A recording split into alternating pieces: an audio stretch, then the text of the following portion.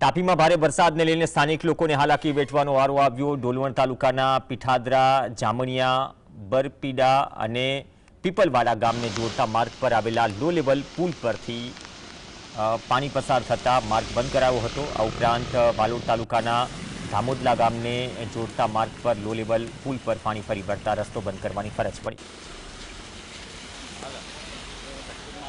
આ તરફ આણંદના બોરસદ શહેરમાં પણ મુશળધાર વરસાદે નીચાણવાળા વિસ્તારોની હાલાકી વધારી।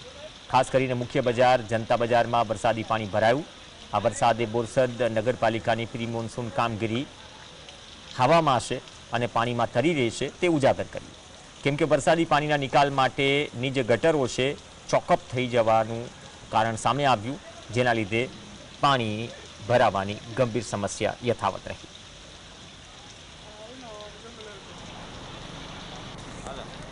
આણંદમાં પણ વરસાદી માહોલ જામ્યો। વલ્લભ, વિદ્યાનગર, કરમસદ, બાકરોલ, સંદેશર સહિત તમામ વિસ્તારોમાં ધોધમાર વરસાદ થયો। 1 ઇંચથી પણ વધુ વરસાદ વરસતા વલ્લભ, વિદ્યાનગર સહિત અનેક નીચાણવાળા વિસ્તારોમાં પાણી ભરાવાની સમસ્યા સર્જાઈ। બોરસદ, ખંભાત, આંકલાવમાં પણ મેઘમહેર થઈ। વાવણી લાયક વરસાદથી ખેડૂતોમાં ખુશીની લહેર।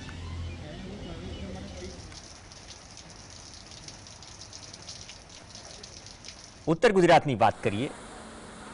અરવલ્લીમાં શામળાજીના અણસોલ પાસે મેશ્વો નદીમાં નવા નીરની આવક થઈ, જેના કારણે નદી વહેતી થઈ। તાલુકામાં પડેલા વરસાદ અને રાજસ્થાનમાં ઉપરવાસના વિસ્તારોમાં વરસાદને કારણે મેશ્વો નદી બે કાંઠે વહેવા લાગી છે। ઉનાળા દરમિયાન સૂકી ભાસતી આ નદી હવે પાણીથી છલોછલ છે। આસપાસના ગ્રામ્ય વિસ્તારોના પાણીની સમસ્યાનું નિવારણ આપ્યું।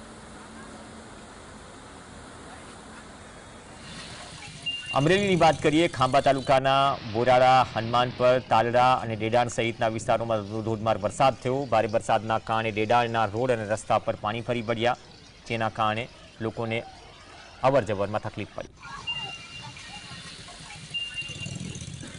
મધ્ય ગુજરાતની વાત કરીએ। છોટાઉદેપુરમાં પણ મેઘરાજાની સવારી આવી પહોંચી, જેના કારણે નગરના અનેક વિસ્તારોમાં પાણી ભરાવો થયો। ઘણા રસ્તાઓ પાણી ભરાવાથી સ્થાનિકો પરેશાન થયા હતા। સેવા સદન જવાનો મુખ્ય માર્ગ પણ તેમાં સામેલ છે। પાણી ભરાવાના કારણે વાહન ચાલકો, રાહદારીઓ ભારે હાલાકી વેઠી રહ્યા છે। પાણી ભરાય છે એટલી તકલીફ પડે છે કે આપણે ગમે એ વસ્તુ કોકને કંઈક બહાર જવું હોય, કંઈ અમારા ઘરમાં 2 દી પહેલા પ્રસંગ હતું, ઠેલા લઈને આવા પોઝિશનમાં નાના છોકરાવાળા ના રિક્ષા બોલાવી હગી, અમે ના જઈ હગી, કોઈ માંદા હોય, કોઈ સાજા હોય, આમાં નીકળી કેમ હગી આપણે?